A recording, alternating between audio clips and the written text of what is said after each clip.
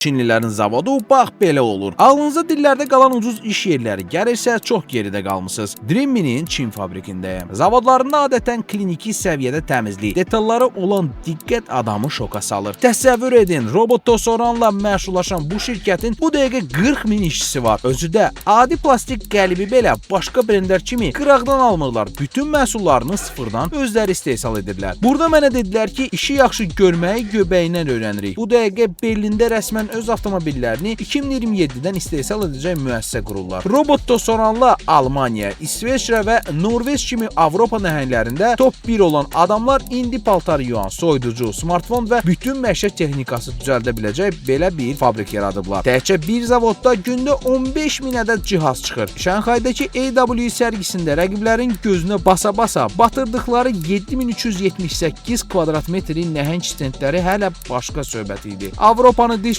çöktürən bu qlobal nəhəng artıq Azərbaycanda da hər məişət avadanlıqlarını da satacağını deyir. Görünür məişətdə Çin rəqabəti başlayır.